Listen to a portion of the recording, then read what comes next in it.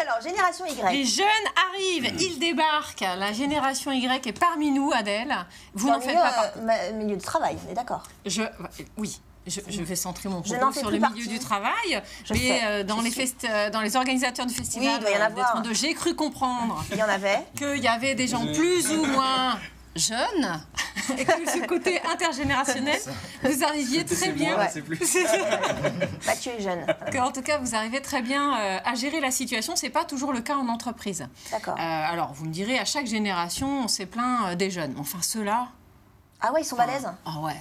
Ils sont quand même balèzes. Alors, ils sont balèzes. Alors pourquoi? Parce qu'ils ne sont pas motivés. Ils ne sont pas motivés par le travail, ils ne pensent qu'à leur loisir. Bon, déjà, c'est quand même pas gagné quand on bosse. C'est un peu caricaturé, ça, non? Ensuite, la première question qu'ils posent en arrivant, c'est combien j'ai d'RTT? Oui, combien je gagne aussi, non? Voilà. Alors combien je gagne, bien sûr. Qu'est-ce que vous me proposez?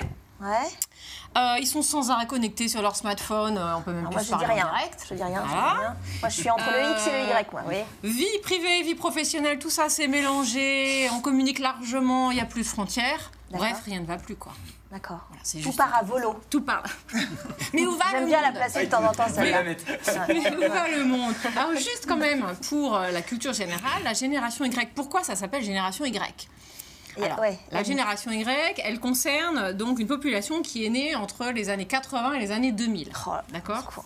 J'ai très bien. Voilà, donc je crois que vous n'en faites pas partie, Adèle. Non. On les appelle génération Y. Alors il y a plusieurs explications. Une des explications, c'est que Y en anglais, ça se dit Y. Et c'est une génération qui... Y, ça veut dire pourquoi. Et c'est une génération qui a besoin de sens dans leur façon de travailler. Ils posent beaucoup de questions. Pourquoi? À quoi ça sert? Ils ont besoin de comprendre comme les enfants choses. de 6-7 ans, quoi. Les petits audits, là, oui, même si eux, du coup, ne sont plus de la génération Y, mais de la génération suivante. Ça sera, on en parlera une autre fois. Chronique, donc une vingtaine d'années. Voilà. Très vite, donc, c'est une génération qui pose la question du pourquoi, et puis aussi, c'est une génération, je fais ça, qui a des écouteurs en permanence. Voilà, c'est aussi la forme des écouteurs. Ah oui. Alors, quelques caractéristiques. Ils sont foncièrement libres. Quand ils arrivent dans un poste de travail, ils continuent leur recherche par ailleurs. C'est-à-dire qu'ils sont en veille en permanence. C'est une génération du mouvement. C'est une génération issue des parents d'Olto. Donc, ils ont été élevés avec des messages de type ce qui est important, c'est de s'épanouir. C'est de s'épanouir. Donc, c'est une génération qui a plutôt confiance en eux. Ils ont été écoutés, cajolés, choyés, n'est-ce pas, Mathieu? Certainement.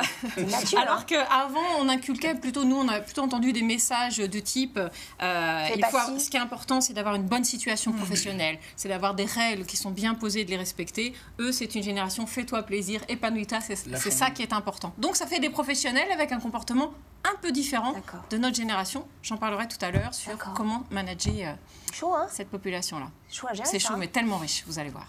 Elle est balèze, Elle est balèze.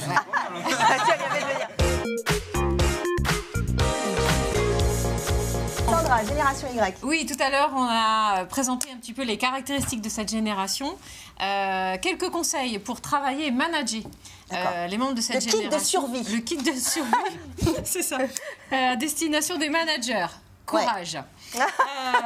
Alors, plusieurs éléments. C'est une génération, donc je disais, qui a une culture du mouvement et qui a une culture du zapping. Donc, je vous conseille plutôt de faire des réunions courtes. Fini les réunions de 3 heures ou d'une journée entière autour de la table. Place au stand-up meeting. Voilà, je suis très bilingue. Stand-up meeting. Oui. Aujourd'hui, on milite beaucoup, de plus en plus pour ça. C'est-à-dire qu'on ne s'assoit pas, on est debout, briefing pendant 10 minutes, un quart d'heure, résolution de problème et on passe à autre chose. Voilà. Là, ça va être beaucoup plus parlant par rapport à eux.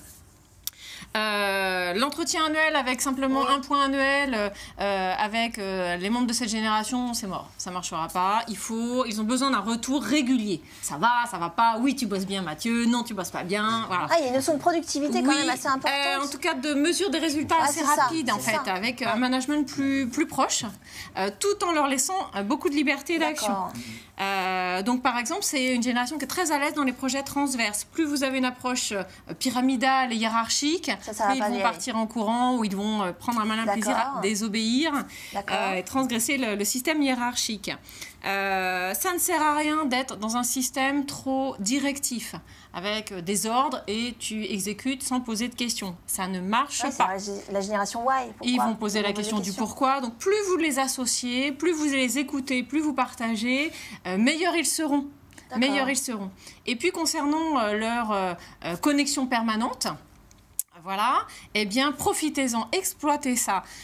Ils ont un réseau énorme, ils sont très à l'aise avec évidemment toutes les nouvelles technologies, ils sont en veille en permanence, ils peuvent vous apprendre plein de choses. Donc n'hésitez pas à vous appuyer sur cette compétence qu'ils ont, qui peut être très riche pour l'entreprise, que ce soit dans un système de veille concurrentielle, que ce soit pour développer de nouveaux produits, être innovant dans la façon de se positionner vis-à-vis des clients, etc.